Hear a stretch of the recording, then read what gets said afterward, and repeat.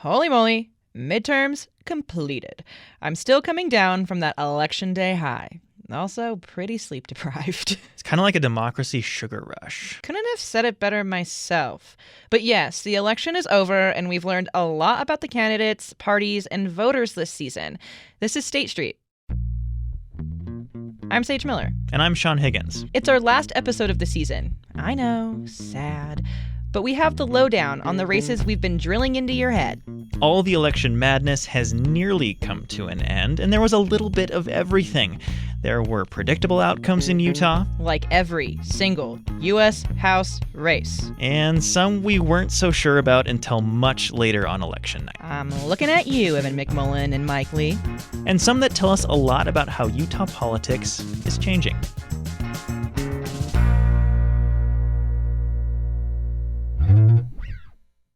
Okay, to be clear, before we get into any of this, all of these results are preliminary. We will have to wait until the statewide canvass later this month for official results. Ground rules set. So, Republican Mike Lee and independent challenger Evan McMullen. Despite all the national attention on this race, it looks like conventional wisdom won out again, huh? Yep, and the incumbent prevails. Senator Mike Lee will serve his third term in Washington. Evan McMullen was not able to peel away enough Republican voters from Lee.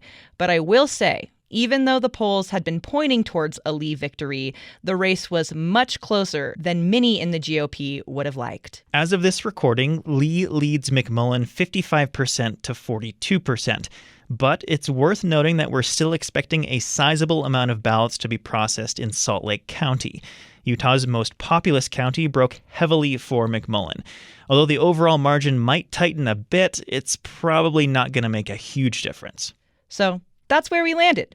But tell me about your election night, Sean. Was this your first time reporting an election in the field? On this scale, yeah. I experienced the COVID virtual election night in 2020 and did some citywide election coverage at my last gig.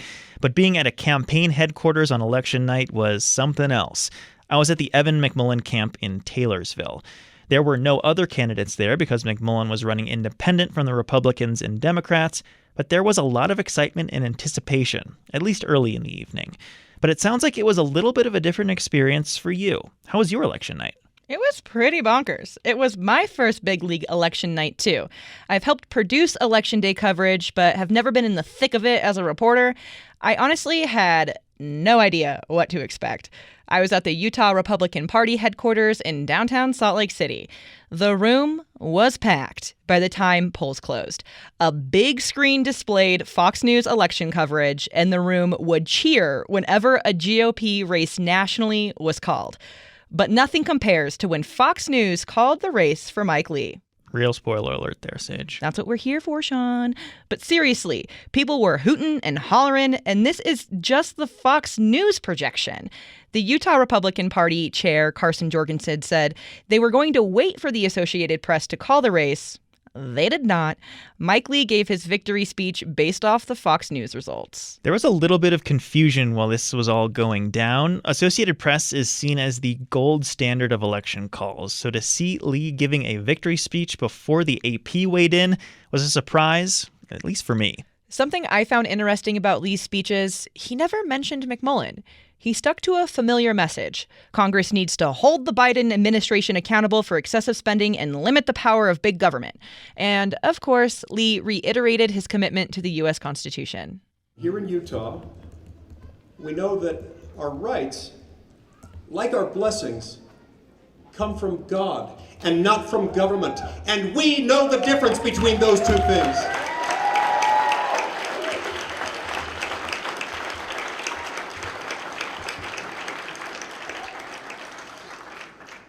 Here in Utah, we know and we understand that the Constitution is there to keep government in its place. And we understand that it's not just there for the nice days, for the sunny days, for the easy days. It's there especially for the hard days. The days when progressives in Washington would otherwise tell us, you need to allow government to expand in ways that the Constitution could never authorize. What was it like for you being in the room with McMullen when the race was called for Lee? You know, it was really interesting. We heard McMullen's campaign say they were running ahead of their projections in some more rural and GOP-leaning counties when the first batch of results was released around 9 o'clock. And I was actually pretty surprised when McMullen took the stage about an hour and a half later to give his concession speech. And similar to Lee, McMullen conceded prior to AP calling the race. Granted, they did call it like 40 minutes after Fox News. Yeah, way to be hasty, guys. McMullen said he was proud to have put up a legitimate candidacy in a state as heavily Republican as Utah. Our coalition has come together to reject the politics of division and extremism. We have come together around the idea that the people should come first, not party bosses and not special interests. We've come together in a historic way. And this effort, our effort, has shown the country that there is another way forward, a more constructive way forward for our politics and for our nation.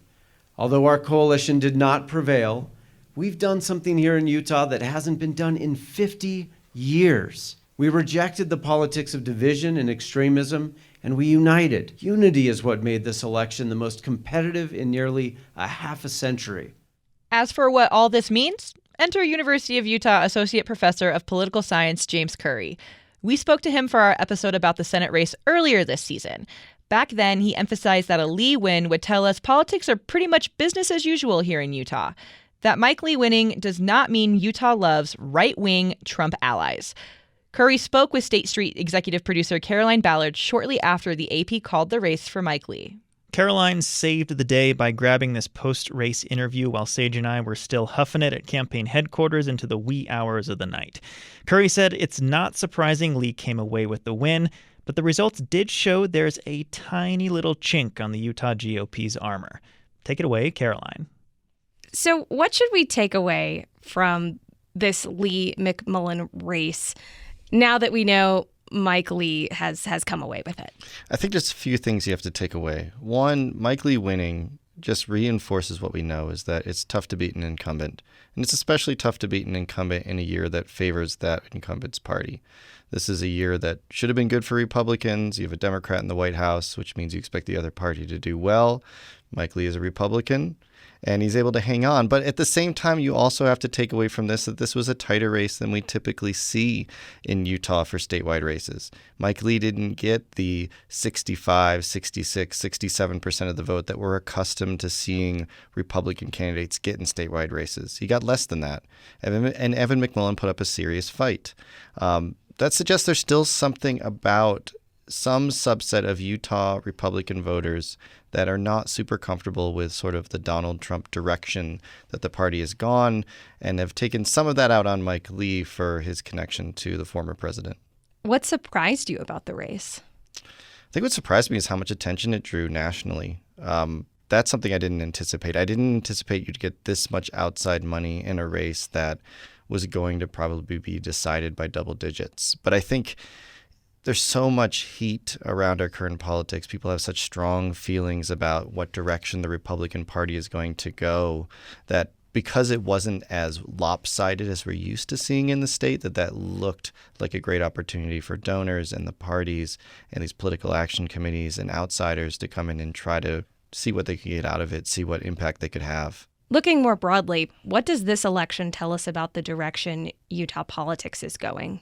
I think it suggests that Utah is still different from a lot of other Republican-heavy states, that it's still a state that doesn't love the direction the Republican Party is going.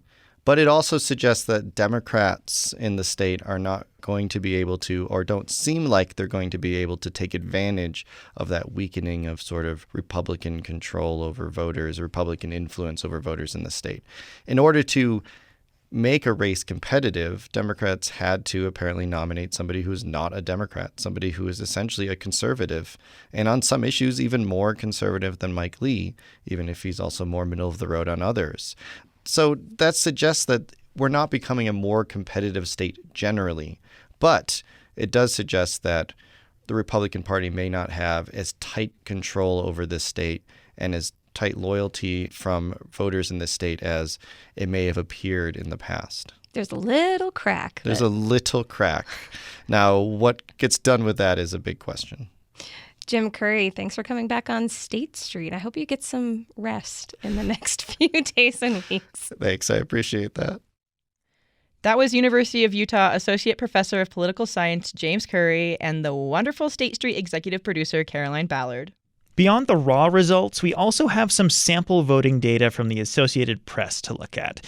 It surveyed more than 1,800 Utah voters, and here's what it found. Young men and women alike were more poised to vote for McMullen, and by a pretty comfy margin. People aged 18 to 44 broke for McMullen by 7 percentage points. But Utah women ages 45 and up definitely didn't turn their backs on Mike Lee or the Republican Party. The same goes for men. Dudes were far more likely to stick with the incumbent than cast their vote for the independent. The AP's sample data also show education level didn't play a huge role. High school and college graduates both voted for Lee, which is interesting considering college-educated folks are usually more likely to vote Democrat, or at the very least non-Republican. Although it looks like college-educated men picked Lee, while college-educated women chose McMullen. It also broke down how Utahns voted based on party affiliation. Republicans turned out for Lee. Democrats, moderates, and independents that cast a vote mostly went for McMullen. McMullen did pull away some Republicans, but not enough to make a difference in the end. Turnout on the whole, though, wasn't great. Statewide, it's under 50% and lower than the last midterm cycle in 2018. Okay, I know the Senate race has gotten all the election attention, but there are 4 other congressional races we should mention too. The U.S. House races, and here's what's up. All the incumbents won. That means Republicans John Curtis, Chris Stewart, Blake Moore, and Burgess Owens will serve another 2-year congressional term.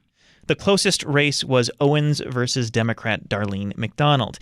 In the end, Owens still handily carried the district and currently leads McDonald 63% to 31%. Don't forget, Utah's congressional districts changed this year thanks to redistricting. District 4 was a legitimate swing district until this year. Back in 2020, Owens barely squeaked out a win over former Democratic Congressman Ben McAdams.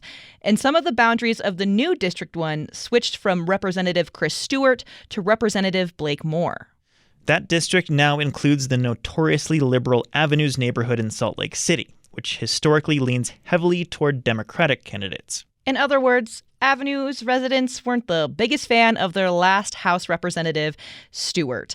And now they have Moore, who was the first person to have his win declared out of the Utah House races. The power of redistricting, folks. We're going to take a quick break, but when we're back, we'll talk about some of the other down-ballot races we've been keeping an eye on. You're listening to State Street.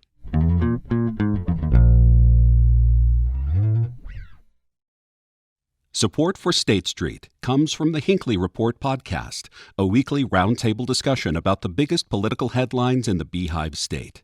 Find new episodes of PBS Utah's The Hinckley Report every Friday, wherever you listen to podcasts.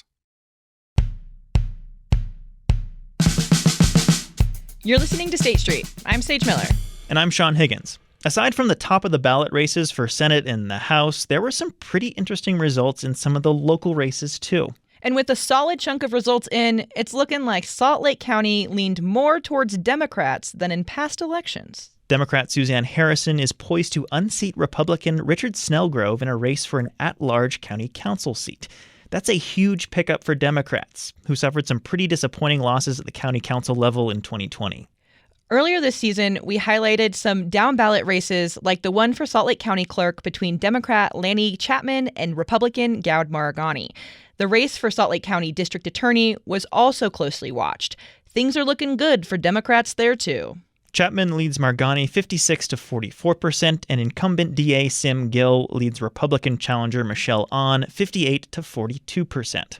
And away from candidate races, voters wanted nothing to do with Constitutional Amendment A.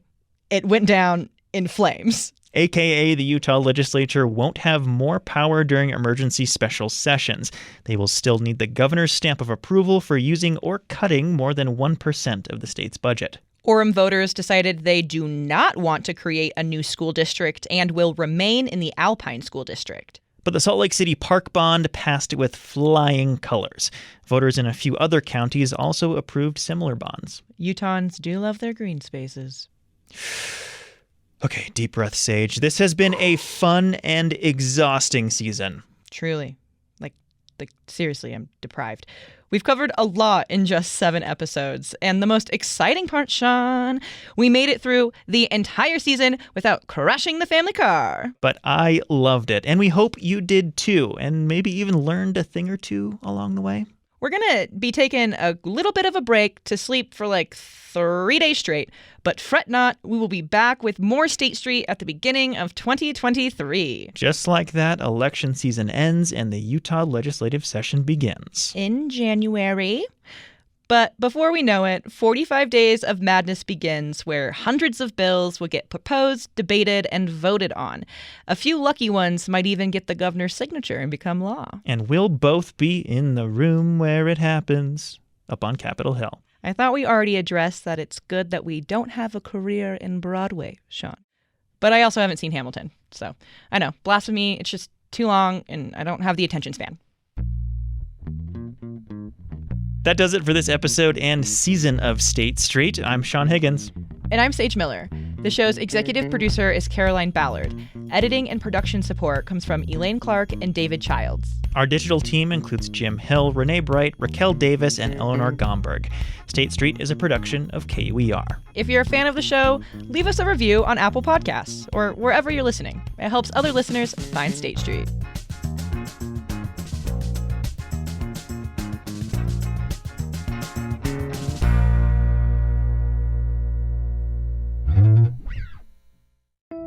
From KUER,